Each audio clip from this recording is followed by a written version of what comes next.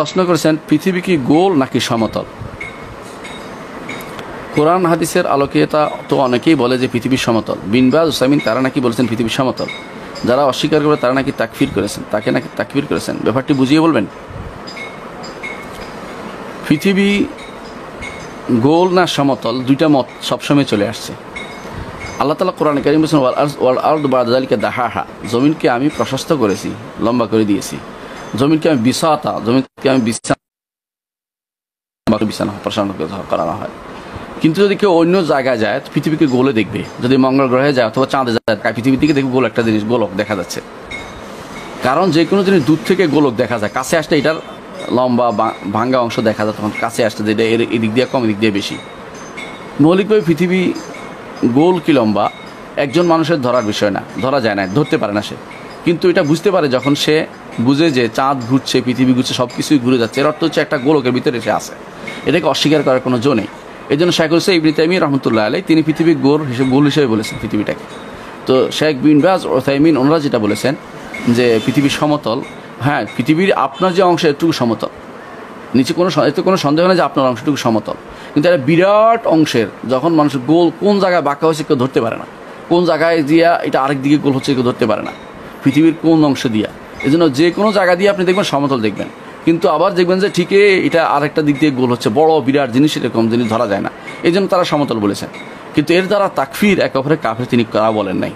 তারা বলেছেন ঘুরার মাসলা নিয়ে বলেছেন যে যদি বলা হয় ঘুরা হয় তাহলে ইয়া তো ঘুরে যাচ্ছে, দিক ঘুরে যাচ্ছে, এরকম তিনি বলেন। কিন্তু এটা একটা বিরাট আরেকটা দিক নয়, পৃথিবী নয়, শুধু পুরো ইউনিভার্স যেটা, সেটাই কিন্তু পুরোটা নিয়ে একটা তার একটা ইয়ে আছে, আল্লাহ তাআলার একটা ফালাক আছে। সেই ফালাকে কুল্লুনভি ফালাকে এরা কক্ষপথে সেটা ঘুরছে। এই জন্য সেটাও ধরা পড়ে না যে দিক পরিবর্তন হচ্ছে, কারণ দিকও এইভাবে ঠিক থাকতেছে, আল্লাহ তাআলা যেভাবে রাখতেছে সেভাবেই। সুতরাং এইটাকে সাধারণ মানুষের অনেকে বুঝে আসে না। তারা এটা নিয়ে তাকফির পর্যন্ত চলে যাওয়া ঠিক না কোনোটাই, পুরোটাই কিন্তু একটা ইজতিহাদি বিষয়। এখানে কোনো আল্লাহ রাসূল সাল্লাল্লাহু আলাইহি ওয়াসাল্লাম কোথাও একটা বলেন নাই যে কেউ গোল করলে কাফের হয়ে যাবে অথবা কেউ সমতলই বলতে হবে, এটা না। তো কোরআন হাদিসে আমাদের যতটুকু দরকার একটুকু কোরআন হাদিসে বলা হয়েছে যে বনি আদমের যতটুকু দরকার একটুকু আমি সমতল করে দিয়েছি, কোনো সন্দেহ নেই সমতল। এই জন্য আমরা পানিতে কোথাও মাটিতে রাখলে কোথাও বাঁকা হয়ে পড়ে যায় না, কোথাও আমরা বসলে বাঁকা হয়ে বা জমিও বিল্ডিংও বাঁকা হয়ে যায় না। কিন্তু হ্যাঁ, এটা একটা বিরাট জিনিসের দৃষ্টিতে, বড় দৃষ্টিতে যদি তাকায় অন্য গ্রহ থেকে তাহলে গোল দেখা যাবে। এই জন্য ইমাম ইবনে তাইমিয়া রহমতুল্লাহ আলাইহি তার ফতোয়ার মধ্যে পৃথিবীকে গোল হিসেবে তিনি বর্ণনা করেছেন। এবং এটা আসলেই কিন্তু একটা গোলক, যেটাকে বলা হয় এটা একটা গোলকের মতো বিরাট হওয়ার কারণে আপনি কখনো কথায় কথায় বলবেন না যে এটা আমার এখান দিয়ে বাঁকা হচ্ছে, এটা না, আপনার এখানে ঠিকই সোজা আছে। এই জন্য মানুষের দৃষ্টিতে যেখানে যাক না কেন, সেই দোকানে এমনকি যেখান দিয়ে কেউ বলে যে আমার এখান দিয়ে গোল হচ্ছে, বাঁকা হচ্ছে, সেখানেও সেটা সমান।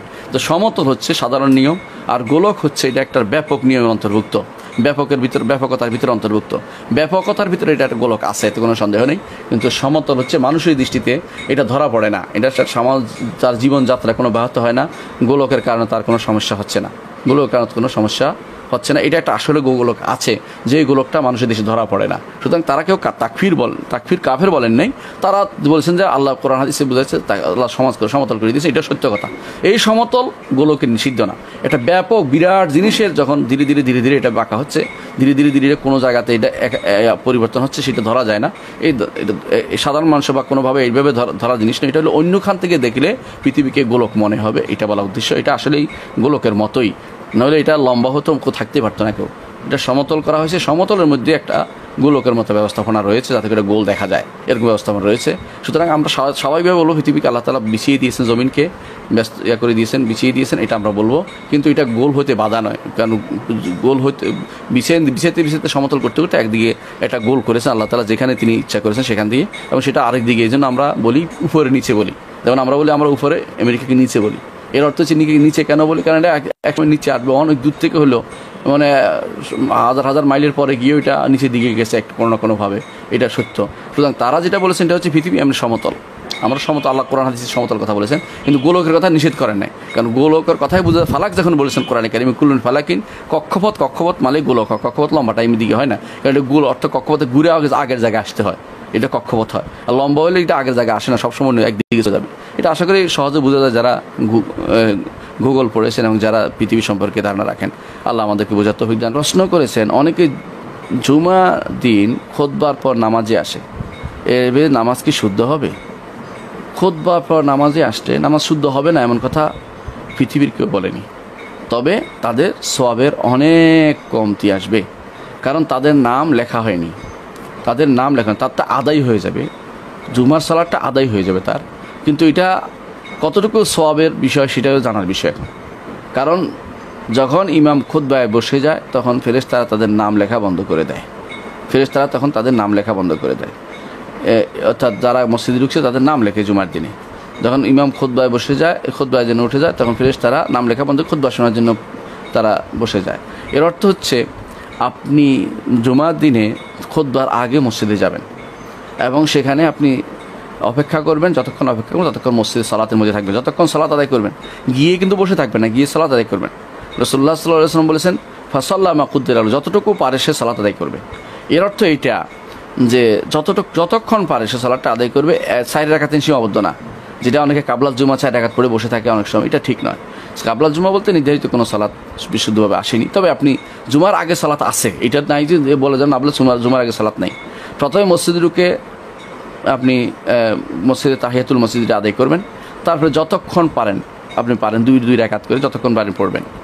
এরপরে যদি পারেন কোরআন তিলাওয়াত করবেন, ইমাম সাহেব আসার পরে খুতবা শুনবেন, সালাত আদায় করবেন, তারপরে 4 রাকাত পড়বেন অথবা বাসায় গেলে 2 রাকাত পড়বেন। এটা হচ্ছে জুমার দিনের সালাতের একটা সংক্ষিপ্ত রূপ। এর মাঝে আপনি যদি কোনো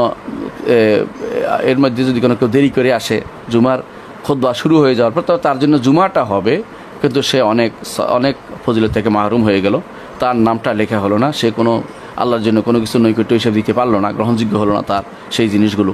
শুধু তার জুমাটা আদায় হয়ে যাবে, তার সালাতটাও শুদ্ধ হয়ে যাবে। জুমার সালাতের ব্যাপারে আলেমরা বলেছেন যে বেশিরভাগ আলেমই যে মত হচ্ছে 1 রাকাত পেতে হবে, কমপক্ষে 1 রাকাত পেতে হবে। 1 রাকাতের কম পেলে সেটা সে 4 রাকাত পড়বে, আর যদি 1 রাকাত সে পেয়ে যায় তো আরেক রাকাত মিলিয়ে 2 রাকাত করবে। অর্থাৎ ইমামের সাথে 1 রাকাত পেয়েছে, আরেক রাকাত মিলিয়ে যেটা গ্রহণ করা হয়। অন্যান্য সালাতের ক্ষেত্রে আমরা দেখি যে শেষ বৈঠকে বসলে অথবা একটা সাজদা পেলেও, রুকুর পরে উঠলো, আমরা কোনোভাবে ধরলেও সালাত জামাত সওয়াব পাওয়া যায়। জুমার ক্ষেত্রে তা নয়, জুমার ক্ষেত্রে 1 রাকাত পেতে হবে, এটা হাদিস দ্বারা প্রমাণিত হয়েছে স্পষ্টভাবে। সেই জন্য 1 রাকাত পাওয়ার চিন্তাভাবনা করতে হবে কমপক্ষে। আর এটা হচ্ছে একেবারে যার কোনো উপায় নেই তার জন্য। কিন্তু যেই ব্যক্তি অলসতা করে বসে থাকে, ইমাম সাহেব লম্বা খুতবা দিলে শেষে যাইয়া 2 রাকাত পড়বে, তার কোনো ওজন নেই, সেই গুনার ভিতরে পড়বে। কারণ আল্লাহ তাআলা বলেছেন ইয়া আইয়ুহাল্লাযীনা আমানু ইযা নুদিয়া লিস-সালাতি মিন ইয়াউমিল জুমআতি ফাসআউ ইলা যিকরিল্লাহি ওয়া যারুল বাই'। হে ঈমানদারগণ, যেদিন যখন আহ্বান করা হয় তোমাদেরকে জুমার দিনে সালাতের দিকে, আল্লাহর জিকিরের দিকে, সালাত এবং খুতবা এবং সালাত দুটোই উদ্দেশ্য, তাহলে তোমরা বেচা কিনে ছেড়ে দাও, সেদিকে তারা দ্রুত হেঁটে যাও, দ্রুত যেতে বলা হয়েছে, অর্থাৎ ধাবিত হয় সেদিকে। এটা হলো উদ্দেশ্য। এই নির্দেশটাকে অনেকে অমান্য করে বসে থাকে, ইমামের খুতবা লম্বা হবে, শেষ হলে তারপর যাব। এটা অন্যায়। কারণ খুতবার মধ্যে ভালো কথা থাকে, আপনি সেটা যতটুকু ভালো সেটুকু নেন, যেটা খারাপ নেবেন না। প্রয়োজনে যদি আপনার পছন্দ না হয় ক্ষতি, আপনি পরিবর্তন করার চেষ্টা করবেন যদি ক্ষতি পছন্দ না হয়। কিন্তু তাই বলে আপনি জুমার দিন দেরি করে যাবেন, এটা কিন্তু অনেক ফজিলত থেকে মাহরুম হওয়ার কারণ, কিন্তু আপনার সালাত শুদ্ধ হয়ে যাবে।